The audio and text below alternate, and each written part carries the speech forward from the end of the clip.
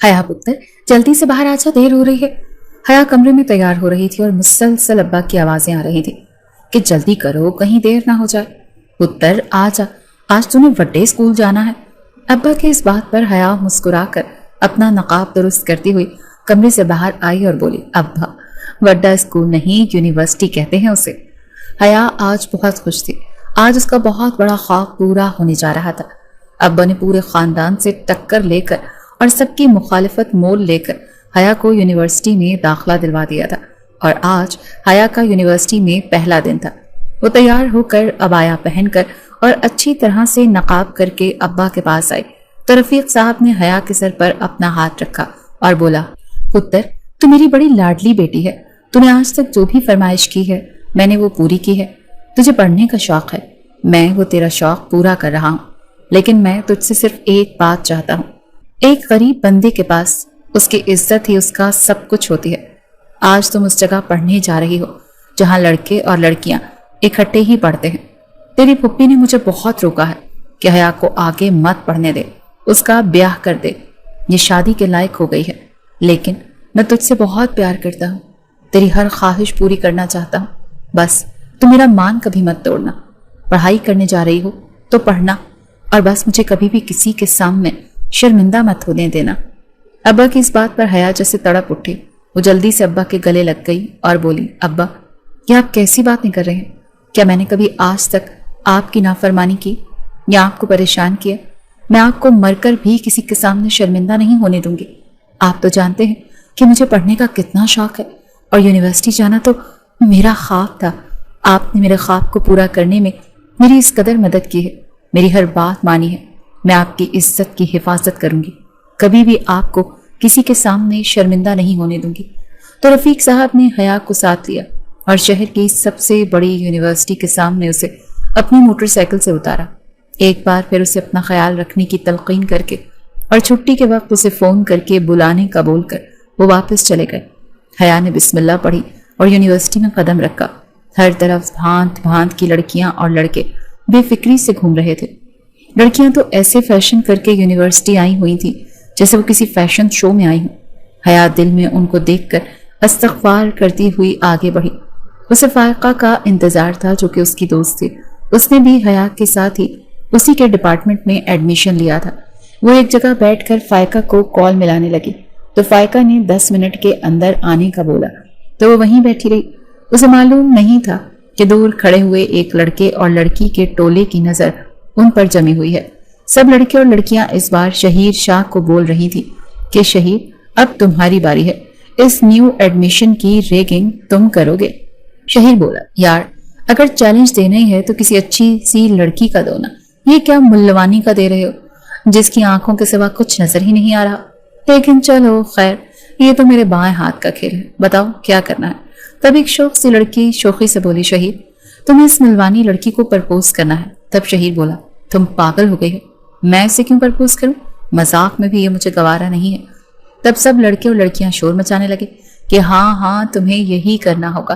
تب شہیر نے بولا، چلو ٹھیک ہے، مجھے تو بس 5 منٹ لگیں گے۔ بلا شبہ شہیر مردانہ وجاہت کا شاہکار تھا، وہ بہت خوبصورت تھا اور اسے اس بات کا علم بھی تھا، اسی لیے وہ اپنی خوبصورتی کا ناجائز فائدہ اٹھاتے ہوئے ہر لڑکی کو ڈیٹ کرتا۔ اس کی بہت سی گرل فرینڈز تھیں اور ایک بگڑا ہوا رئیس زادہ تھا۔ بے شک پڑھنے میں وہ ٹاپرز میں آتا تھا، لیکن دوسری سرگرمیوں میں بھی ٹاپ پر تھا۔ کچھ لڑکیاں تو اس پر خود ہی مرتی تھیں، لیکن کچھ کو وہ خود اپنی جھوٹی محبت کے جال میں پھنساتا اور ان کو استعمال کرتا اور چھوڑ دیتا۔ یہ اس کا پسندیدہ مشغلہ تھا، مار کٹائی اور کلاس بنک کر کے یونیورسٹی سے باہر نکل جانا اور استادوں کو تنگ کرنا۔ وہ ہر کام کرتا تھا۔ اب یونیورسٹی کے فائنل ایئر میں تھا۔ آج یونیورسٹی میں نیو ایڈمیشنز ہو رہے تھے اور وہ پچھلے 3 سالوں سے ہر نیو ایڈمیشنز کی ریگنگ کرتا ہوا آ رہا تھا۔ اس کے ساتھ اس کے کچھ دوست لڑکے اور لڑکیاں بھی تھیں۔ اب اسے حیا کی ریگنگ کرنے کا بولا گیا تو اسے خود پر بہت ناز تھا کہ یہ تو اس کے بائیں ہاتھ کا کام ہے۔ اب وہ حیا کی جانب بڑھ رہا تھا۔ وہ جیسے ہی حیا کے پاس آیا تو آتے ہی بہت پہلے معصوم صورت بنا کر اسے سلام کیا۔ حیا گھبرا گئی اور جلدی سے وعلیکم السلام بولا۔ تب شہیر بولا، مجھے پتا ہے آپ نیو ایڈمیشن ہیں، آپ کو کسی بھی بات کی اگر سمجھ نہیں آ رہی تو مجھ سے پوچھ سکتی ہیں۔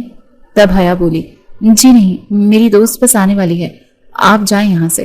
شہیر کو جیسے مزہ آیا کہ وہ لڑکی تو گھبرا رہی تھی۔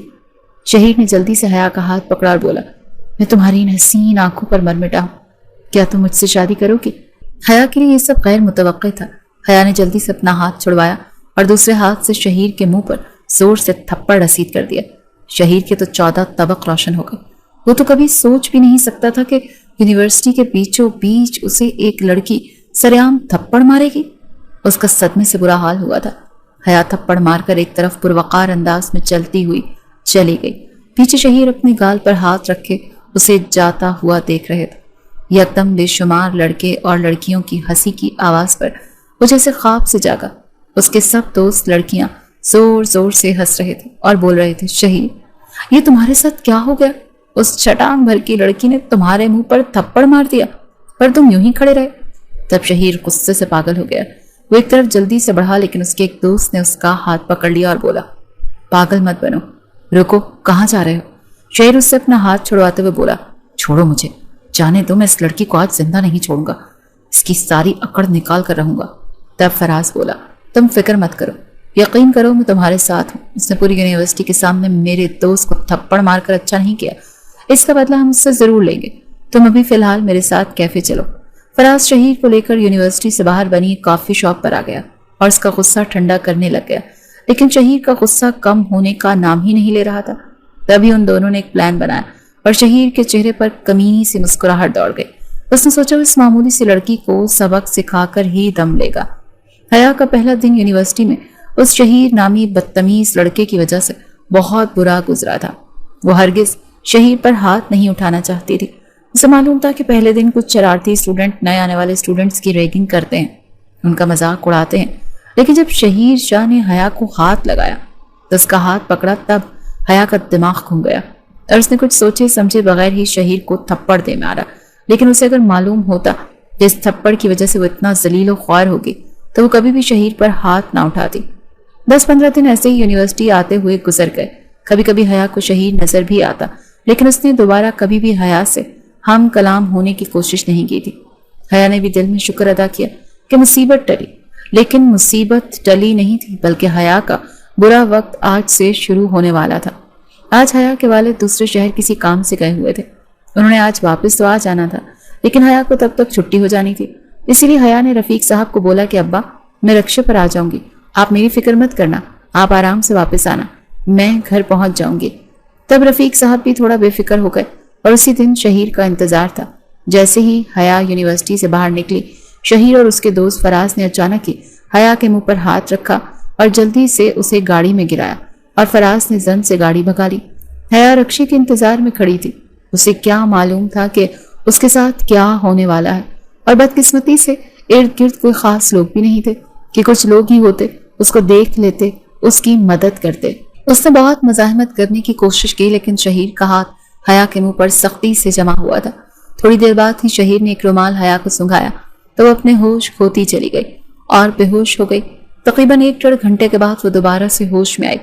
پہلے تو اسے کچھ سمجھ میں ہی نہ آئی کہ وہ کہاں ہے، لیکن جب اس نے مندی مندی آنکھوں سے ارد گرد دیکھا تب اسے پتا چلا کہ وہ کسی گاڑی میں سوار ہے اور اس کے ساتھ ایک شخص بیٹھا ہوا ہے۔ اسے اچانک سے سب کچھ یاد آ گیا اور وہ دوبارہ سے چیخنے چلانے لگی، میں نے تمہارا کیا بگاڑا ہے؟ تمہیں اللہ کا واسطہ مجھے میرے گھر چھوڑ کر آؤ۔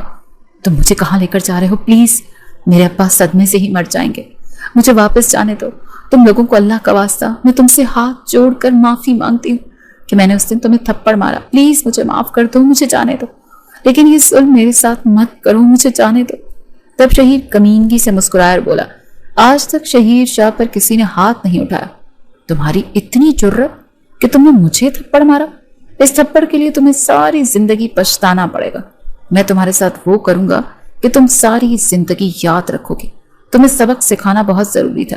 یہ نقاب کر کے تم معمولی سی لڑکیاں خود کو پتہ نہیں کیا سمجھنے لگ جاتی ہو کہ تم بڑی پارسا ہو۔ اچھی طرح سے جانتا ہوں میں تم جیسی لڑکیوں کو۔ وہ غصے اور نفرت سے بولا۔ حیا کی آنکھوں سے آنسو چھلک پڑے۔ وہ پھر سے بولی، پلیز مجھے جانے دو۔ حیا نے شہیر کے آگے اپنے ہاتھ جوڑ دیے، لیکن شہیر نے اس کے دونوں ہاتھوں کو مضبوطی سے اپنے ہاتھوں میں لیا۔ تبھی مزاحمت کرتے کرتے حیا کا نقاب چہرے سے ہٹ گیا اور دوپٹہ بھی سر سے سرک گیا۔ تب جو منظر شہیر نے دیکھا اس نے اس کے ہوش ہی اڑا ڈالے۔ وہ تو کبھی سوچ بھی نہیں سکتا تھا کہ وہ اپنی زندگی میں کبھی اس قدر حسین لڑکی کو دیکھے گا، وہ اس قدر خوبصورت ہوگی۔ شہیر نے کبھی خواب میں بھی نہیں سوچا تھا وہ غریب گھرانے کی معمولی سی لڑکی اس قدر حسین ہوگی کہ شہیر شاہ اسے دیکھ کر دیکھتا ہی رہ گیا۔ اس کے حسن نے شہیر کو کہیں کا نہ چھوڑا۔ وہ اس کی اکڑ توڑنے کے لیے اس کو سبق سکھانا چاہتا تھا۔ اسے لے کر وہ ایک دوست کے دور دراز علاقے میں ایک فارم ہاؤس میں لے جا رہا تھا، لیکن اب وہ حیا کو دیکھ کر دیکھتا ہی رہ گیا۔ حیا کو معلوم نہیں تھا کہ شہیر شاہ اسے اس قدر غور سے کیوں دیکھ رہا ہے۔ حیا نے ایک زوردار ہاتھ شہیر کے سینے پر دے مارا۔ اس سے پہلے وہ منتیں کر رہی تھی، لیکن اب وہ غصے میں چلا رہی تھی۔ اچانک شہیر ہوش میں آیا اور آہستہ آواز میں بولا، فراز گاڑی واپس موڑ لو۔ فراز کو سنائی نہ دیا۔ دوبارہ سے شہیر اونچی آواز میں بولا، فراز تمہیں سمجھ نہیں آ رہی؟ میں نے تم سے کیا کہا ہے؟ کہہ رہا ہوں کہ گاڑی واپس موڑو۔ تب فراز بولا، تم پاگل ہو گئے ہو؟ ہم بس تھوڑی دیر میں فارم ہاؤس پہنچنے والے ہیں، اب کیوں واپس گاڑی موڑنی ہے؟ تب شہیر غصے سے بولا، میں جو تمہیں کہہ رہا ہوں وہ کرو، جلدی سے گاڑی واپس موڑ لو۔ ان دونوں کی یہ بحث حیا نے حیرانی سے سنی اور حیران نظروں سے شہیر کی طرف دیکھنے لگی۔ تب شہیر بولا، تم فکر مت کرو، ہم تمہیں تمہارے گھر چھوڑ دیتے ہیں۔ حیا دل میں بہت خوش ہوئی اور چہرے پر سنجیدگی لاتے ہوئے اسے خیال آیا کہ اس کا دوپٹہ سر سے سرک چکا۔ وہ جلدی سے اپنا نقاب درست کرنے لگی۔ اس کی ادا شہیر کے دل کو لگ گئی۔ ان کو تقریباً 2 گھنٹے ہو گئے تھے سفر کرتے ہوئے۔ واپسی کا سفر بہت خاموشی سے گزرا۔ حیا سے اس کے گھر کی گلی پوچھی، تب حیا بولی، مجھے یہیں اتار دو، ساتھ والی گلی میں میرا گھر ہے، یہاں سے میں چلی جاؤں گی۔ حیا کو گاڑی سے اتار کر شہیر گاڑی میں آ بیٹھا۔ تب فراز غصے سے بولا، اگر اس کے ساتھ کچھ کرنا ہی نہیں تھا تو کیوں مجھے خوار کیا؟ وہ تھپڑ بھول گئے ہو؟ اس نے تمہیں مارا تھا، پہلے تو کبھی ایسا نہیں ہوا کہ شہیر شاہ اپنا فیصلہ بدلے، کیوں اسے واپس لے کر آئے ہو؟ تب شہیر بولا، ہاں میں بھول گیا ہوں، تم سب لوگوں کا مجھ پر ہنسنا، میں سب کچھ بھول گیا ہوں، یاد ہے تو مجھے صرف حیا اور اس کی پاکیزگی بھرا حسن۔ فراز میری بات سنو، مجھے حیا سے شادی کرنی ہے۔ شہیر کی اس اچانک بات پر فراز بے تحاشا حیران ہوا، لیکن وہ کچھ نہ بولا۔ اسے معلوم تھا کہ شہیر شاہ جس کام کا ارادہ کر رہا ہے وہ کر کے ہی چھوڑتا ہے۔ شہیر نے دل میں سوچا کہ وہ کل ہی حیا کے گھر جائے گا۔ دوسری طرف حیا پر تو جیسے قیامت ہی ٹوٹ پڑی تھی۔ حیا کی بڑی پھپھو رفیق صاحب کے ساتھ ان کے گھر ہی رہتی تھی۔ اس کی 2 بیٹیاں اور ایک بیٹا تھا، لیکن چند سال پہلے اس کے شوہر کا انتقال ہو گیا تھا۔ رفیق صاحب اپنی بہن کو اپنے گھر لے آئے۔ حیا کی والدہ کے مرنے کے بعد رفیق صاحب نے دوسرا بیاہ نہ کیا، حیا کا مکمل خیال رکھا، اور اب ان کو کچھ تسلی ہوئی کہ ان کی بہن ان کے گھر آ جائے گی تو اس کی بیٹی بھی محفوظ ہو جائے گی۔ کام کے سلسلے میں رفیق صاحب کو اکثر دوسرے شہروں میں جانا پڑتا تھا، لیکن رفیق صاحب نے تو اپنی بہن پر ترس کھایا اور اس پر احسان کیا، اسے ہر چیز فراہم کی۔ بے شک وہ غریب تھے لیکن عزت دار تھے اور اپنی بہن اور اس کے بچوں کی ہر ضرورت پوری کرتے، لیکن ان کی بہن کا رویہ حیا کے ساتھ بالکل بھی اچھا نہیں تھا۔ انہوں نے حیا کے یونیورسٹی جانے پر بھی واہ ویلا مچایا تھا کہ مت بھیجو لڑکی کو اس جگہ پڑھنے، ہمارے خاندان میں لڑکیاں ایسے لڑکوں کے ساتھ نہیں پڑھتی، یہ ضرور کچھ چاند چڑھا کر واپس آئے گی۔ لیکن رفیق صاحب نے اپنی بہن کی ایک نہ سنی اور اپنی بیٹی کی خواہش پوری کی، اسے یونیورسٹی میں داخلہ دلوایا، لیکن آج جو کچھ ہوا اس نے رفیق صاحب کو توڑ کر ہی رکھ دیا تھا۔ جب وہ شام کو گھر آئے تب تک حیا واپس نہیں آئی تھی۔ رفیق صاحب کی بہن نے سینہ پیٹنا شروع کر دیا اور اپنے بھائی سے بولی، ہم لٹ گئے، برباد ہو گئے، حیا نے آپ کی عزت خاک میں ملا دی، اس نے ضرور کوئی چاند چڑھا دیا ہوگا، آپ میری بات یاد رکھیں، اسی لیے وہ ابھی تک گھر واپس نہیں آئی، وہ ضرور کسی کے ساتھ بھاگ گئی ہوگی۔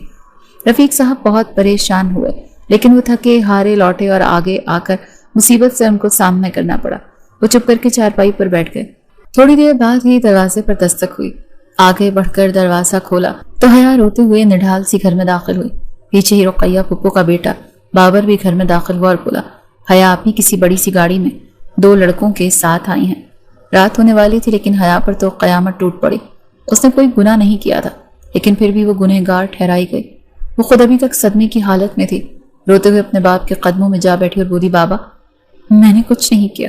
لیکن رفیق صاحب اٹھے اور اپنے کمرے میں جا کر بند ہو گئے۔ تب رقیہ پھپھو نے اسے دونوں ہاتھوں سے پیٹا اور بکتی جھکتی اپنے بچوں کو لے کر کمرے میں چلی گئی۔ حیا صحن میں اکیلی بیٹھی کی بیٹھی رہ گئی۔ صحن میں بڑی چارپائی پر وہ نڈھال سی گر گئی۔ ابھی رات ہو گئی تھی تو رقیہ نے دل میں سوچا کہ یہی وہ ٹائم ہے جب وہ بھائی صاحب کی جائیداد پر قبضہ کر سکتی تھی۔ بے شک وہ مڈل کلاس لوگ تھے، لیکن رفیق صاحب کی 2 دکانیں شہر کے بیچوں بیچ تھیں جن کا ہر مہینے اچھا کرایہ آ جاتا تھا۔ رقیہ بیگم کی نظر ان پر تھی کہ وہ اس کے بچوں کو ملے اور حیا کا پتہ صاف ہو، اسی لیے وہ صبح کے لیے پروگرام ترتیب دینے لگیں اور سکون سے سو گئیں۔ حیا نڈھال سی نیند کی وادیوں میں چلی گئی، لیکن صبح قیامت اس کی منتظر تھی۔ सुबह उठते ही रुकैया बेगम ने फिर से वावेला मचाना शुरू कर दिया। रफीक साहब जो रात से निढाल और अफसुर्दा से कमरे में पड़े थे, आहिस्ता से बाहर आ गए। हया को रुकैया ने झंझोड़ कर उठाया और बोली, बता लड़की, किसके साथ मुंह काला करके आई है? हमारी इज्जत को दागदार कर रही है। भाई साहब, मैं ना कहती थी ये लड़की एक दिन जरूर कोई चांद चढ़ाएगी। पूछे इससे ये किसके साथ इतने घंटे गुजार कर आई है? और वो 2 लड़के कौन थे जो बाबर ने अपनी आंखों से देखे, जिनके साथ ये मैडम गाड़ी में घूम रही थी? पूछे इससे, मेरी बच्चियां भी छोटी हैं, कल को वो भी इसके नक्शे कदम पर ही चलेंगी। आज की आज इसे यहाँ से चलता करें।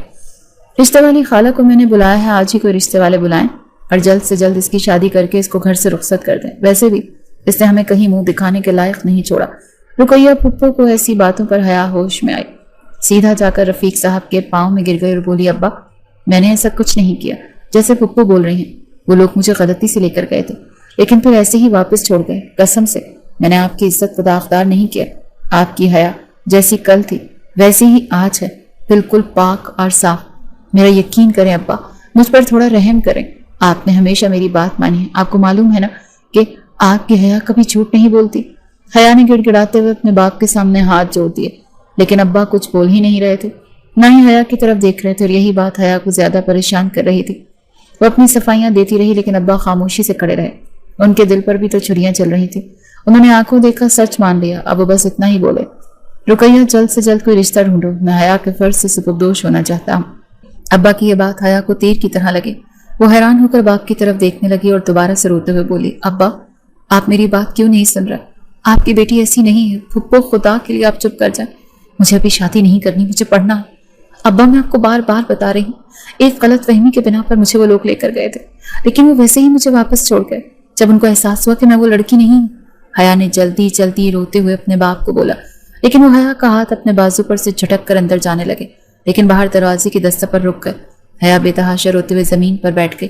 तभी दरवाजा खुला तो आगे शहीर शाह को खड़े देखकर अब्बा हैरान रह गए और हया परेशान। तभी बाबर बोला, मामू ये तो वही लड़का है जिसके साथ आप भी बड़ी सी गाड़ी में आई थी।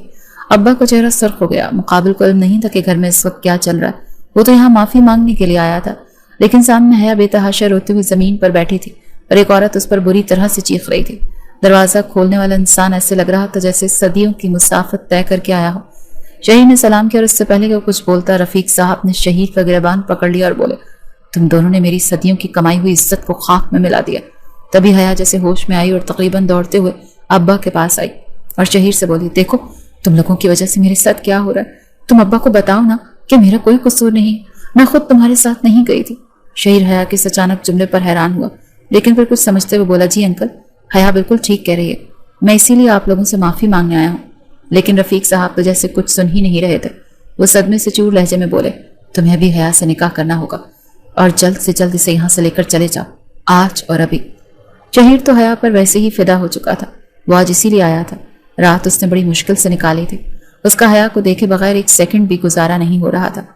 वो हया से माफी मांगने और उसे ये बताने के लिए आया था कि उसके बगैर नहीं रह सकता, लेकिन सामने जो हालात थे उसने शहीद को भी परेशान कर दिया था। वो कुछ बोलता इससे पहले हया ने इस कदर दुख और हैरानी से बाप की तरफ देखा कि शहीद का दिल टुकड़े टुकड़े हो गया। हया चीख कर बोली, अब्बा आप मेरे साथ ऐसा जुल्म नहीं कर सकते। आप मेरी बात क्यों नहीं सुन रहे? मैं इसके साथ भाग नहीं रही थी, मैं तो इसे जानती तक नहीं। प्लीज मेरे साथ ऐसा मत करें। लेकिन अब्बा जब बोले तब हया को लगा उसका कोई लफ्ज अब्बा पर असर नहीं कर रहा। वो ये बोलकर कमरे की तरफ चल पड़े कि मैं अभी मौलवी साहब को बुला रहा हूँ। लड़के, तुम भी जिसको बुलाना चाहो बुलाओ। आज और अभी तुम्हारा और हया का निकाह और इसे यहाँ से लेकर जाओ और कोशिश करना कि सारी जिंदगी मुझे तुम दोनों कभी नजर मत आना। हया को तो सख्ता हो गया। अब वो कुछ नहीं बोल रही थी। शहीद भी थोड़ा परेशान था। उसने कभी भी ऐसी सिचुएशन को हैंडल नहीं किया था, लेकिन अब रफीक साहब के दो टोक अंदाज पर उसे लगा कि आज और अभी हया के साथ उसे निकाह करना होगा। अगर नहीं किया तो वो किसी और के साथ हया को रुखसत कर देंगे, जो शहीद के लिए नाकाबिले बर्दाश्त था। बेशक शहीद के लिए भी ये सब कुछ बहुत अचानक और जल्दी था, लेकिन वो क्या कर सकता था? हालात ही ऐसे हो गए थे। लेकिन वो किसी भी कीमत पर हया को ऐसे अकेला नहीं छोड़ना चाहता था। हया के घर वालों का रवैया वो उसके साथ देख ही चुका था, इसीलिए जल्दी से अपने दोस्तों को बुलाया और निहायत सादगी के साथ उन दोनों का निकाह हो गया। हया किसी बेजान गुड़िया की मानिंद निकाहनामे पर दस्तखत करती गई। आंसू थे कि एक तवातुर से उसकी आंखों से बहते चले जा रहे थे। रो रो कर उसकी आंखें, चेहरा और नाक बेतहाशा सुर्ख हो गए थे। सफेद दुपट्टे के हाले में वो अपनी उस रोती हुई सूरत में भी شہیر کو بے تحاشا حسین لگ رہی تھی، لیکن وہ دل ہی دل میں بہت دکھی اور شرمندہ بھی ہو رہا تھا۔ ایسا پہلی بار ہوا تھا کہ اس پر کسی لڑکی کے آنسوؤں کا اثر ہوا ہو۔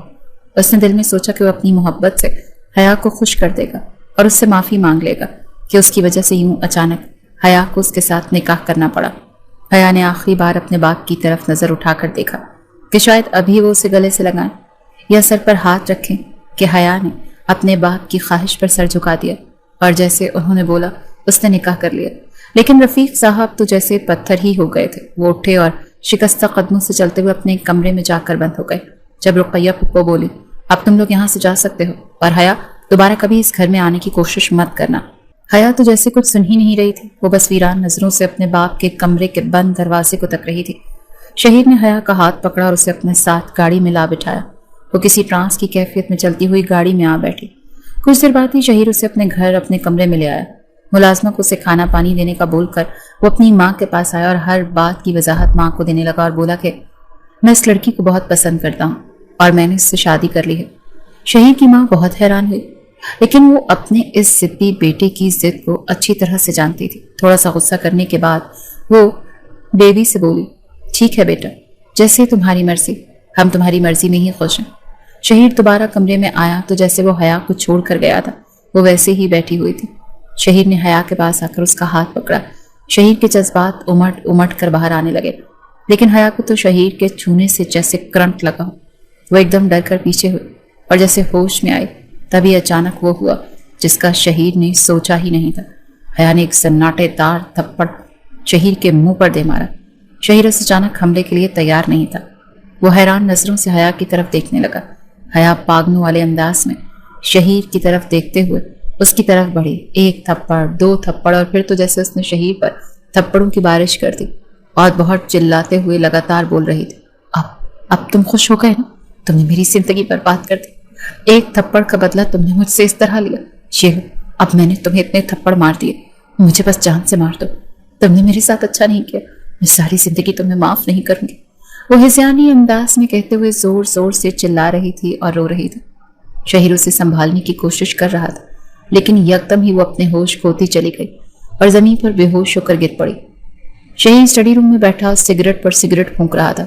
اس کے سامنے اپنی زندگی کی ساری فلم ایک تواتر کے ساتھ چل رہی تھی کہ کیسے وہ ہر لڑکی کو یوز کرتا اور چھوڑ دیتا۔ کتنی ہی لڑکیوں کے دل اس نے توڑے۔ کچھ لڑکیاں تو خود اس کی جانب بڑھتی تھی، لیکن جو ذرا سا بھی شہید کو اگنور کرتی وہ اسے اپنے جال میں پھنسا کر ہی دم لیتا، اور پھر جب دل بھر جاتا اس کو چھوڑ دیتا۔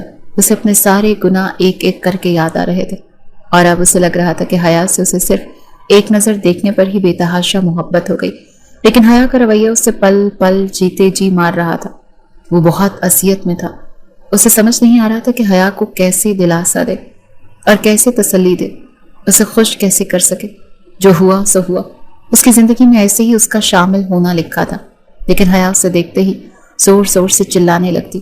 وہ پاگلوں جیسی حرکتیں کرنے لگ گئی تھی، بس ہر وقت اپنے باپ کو یاد کرتی رہتی۔ 2 مہینے تو ایسے ہی گزر گئے۔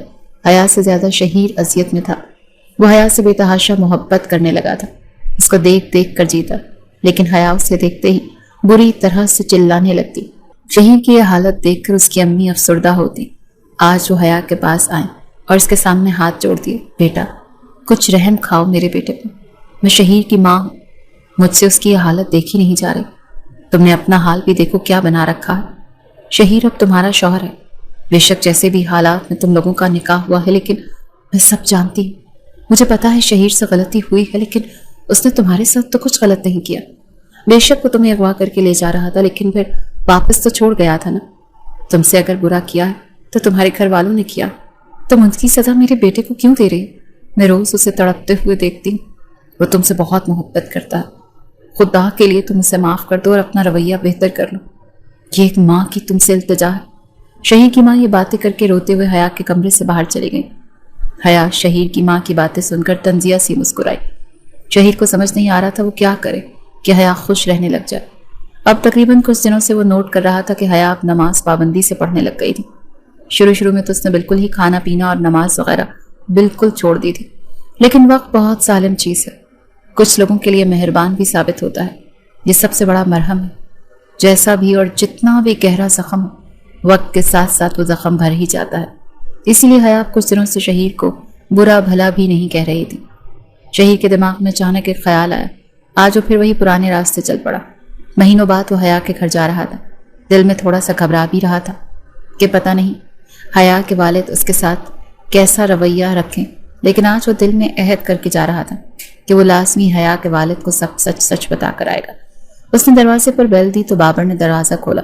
شہیر کو دیکھ کر حیران ہوا اور بولا، آپ یہاں کیوں آئے ہیں؟ تب شہیر بولا، مجھے انکل سے ملنا ہے، ان کو بلا۔ بابر بولا، کیا آپ اس دن والی بے عزتی بھول گئے؟ شہیر کی برداشت ختم ہو گئی۔ اس نے زور سے بابر کو اندر کی طرف دھکیلا۔ گھر میں داخل ہوا۔ رفیق صاحب کے کمرے پر دستک دی۔ اندر سے آواز آئی، آ جاؤ۔ تب وہ اندر داخل ہوا۔ رفیق صاحب اینک لگائے اخبار کا باریک بینی سے مطالعہ کر رہے تھے۔ شہیر کے سلام کرنے پر انہوں نے نظریں اٹھا کر دیکھا تو اخبار ان کے ہاتھ سے چھوٹ گئی۔ شہیر آگے بڑھا اور اخبار اٹھا کر دوبارہ سے تہ لگا کر سائڈ ٹیبل پر رکھ دیا۔ رفیق صاحب کے قدموں میں بیٹھ گیا۔ اس سے پہلے کہ رفیق صاحب کچھ بولتے، شہیر نے رفیق صاحب کے دونوں پیروں پر ہاتھ رکھ کر پھر اپنے ہاتھ ان کے سامنے جوڑ دیے اور بولا، آج آپ کو میری بات سننا پڑے گی۔ آپ نے حیا کو اس بات کی سزا دی ہے جو اس نے کیا ہی نہیں تھا۔ وہ بے گناہ تھی، میں گنہگار تھا، میری غلطی تھی۔ پھر شہیر نے شروع سے لے کر یونیورسٹی کے پہلے دن والی ہر بات اور پھر بعد میں اپنے دوستوں کے ورغلانے پر حیا کو اغوا کرنے کے پلان کے بارے میں سب بتا دیا، اور پھر یہ بھی بتا دیا کہ حیا کی معصومیت اور حسن پر میں اپنا دل ہار بیٹھا تھا اور میں تو معافی مانگنے کے لیے آیا تھا، لیکن آپ لوگوں نے زبردستی حیا کا نکاح مجھ سے کروا دیا۔ اس دن سے لے کر آج تک حیا بہت تکلیف میں ہے۔ ایک دن بھی وہ سکون سے نہیں رہی۔ وہ ہر وقت آپ کو یاد کرتی ہے، وہ مر جائے گی۔ خدا کے لیے اسے معاف کر دیں اور میرے ساتھ چلیں، وہ آپ کو دیکھ کر بہت خوش ہو جائے گی۔ شہیر صاحب کو بھی کچھ عرصہ گزرنے کے بعد خیال آنے لگ گیا تھا کہ وقتی طور پر ان کو بہت غصہ آیا تھا، لیکن ان کی بیٹی بالکل بھی ایسی نہیں تھی۔ وہ تھوڑا پچھتائے بھی تھے کہ ان کو حیا کی بات سن لینی چاہیے تھی، لیکن جلد بازی میں اور غصے میں انہوں نے اسے گھر سے نکال باہر کیا۔ اب شہیر کے آنے پر اور اس کی باتیں سننے پر رفیق صاحب کی آنکھیں آنسوؤں سے بھر گئیں۔ وہ صرف اتنا بولے، چلو مجھے میری بیٹی کے پاس لے چلو۔ شہیر کی خوشی کی انتہا نہ رہی۔ وہ بھی جلدی سے اٹھا اور ایک ہاتھ سے سہارا دے کر رفیق صاحب کو اپنی گاڑی میں لے آیا اور اپنے گھر کی طرف روانہ ہو گیا۔ حیا اپنی نماز پڑھ کر فارغ ہوئی تھی۔ وہ دعا میں اللہ تعالیٰ سے خوب معافی مانگ رہی تھی اور اپنے ابا سے ملنے کی دعا کر رہی تھی۔ اسے نہیں معلوم تھا کہ اس کی یہ دعا اتنی جلدی پوری ہو جائے گی۔ دروازے پر دستک ہوئی، تب وہ بولی، آ جاؤ، اور اندر داخل ہونے والی ہستی کو دیکھ کر جہاں کھڑی تھی وہیں کھڑی کی کھڑی رہ گئی۔ رفیق صاحب کی آنکھوں سے ایک تواتر سے آنسو بہ رہے تھے۔ وہ بولے، حیا پتر، اور حیا کو تو جیسے جان میں جان آ گئی۔ وہ تقریباً دوڑتے ہوئے آ کر رفیق صاحب کے گلے لگ گئی اور تڑپ تڑپ کر رونے لگی۔ حیا کی حالت دیکھ کر شہیر خود پر قابو نہ رکھ پایا اور بے ساختہ رونے لگ گیا۔ حیا کا شوہر اور اس کا باپ اس کے پاس تھے اور اسے تسلی دے رہے تھے اور چپ کروا رہے تھے، لیکن حیا بار بار اپنے ابا کے ہاتھ چوم رہی تھی اور بول رہی تھی، ابا آپ کہاں تھے؟ آپ نے مجھے کیوں اکیلا چھوڑ دیا؟ آپ کو پتا ہے نا میں نے آپ کو کتنا یاد کیا، کوئی ایک دن بھی ایسا نہیں گزرا کہ میں آپ کی یاد سے غافل رہی ہوں۔ آپ تو جانتے ہیں نا میں آپ سے کتنا پیار کرتی ہوں، آپ نے کیوں میرے ساتھ ایسا کیا؟ رفیق صاحب بولے، بیٹا مجھ سے غلطی ہو گئی تھی۔ اس سے انسان کی عقل کو کھا جاتا ہے، اور پھر اس دن حالات بھی کچھ ایسے ہو گئے تھے کہ مجھے کچھ سمجھ میں نہیں آیا۔ بیٹا میں تم سے معافی مانگتا ہوں۔ رفیق صاحب کی اس بات پر حیا نے تڑپ کر ان کے ہاتھوں کو کھولا اور دوبارہ سے چومتے ہوئے بولی، اب آپ معافی مت مانگیں، آپ آ گئے ہیں نا تو آپ کی حیا اب زندہ ہو گئی ہے، اب مجھے یہاں سے لے چلیں اپنے ساتھ۔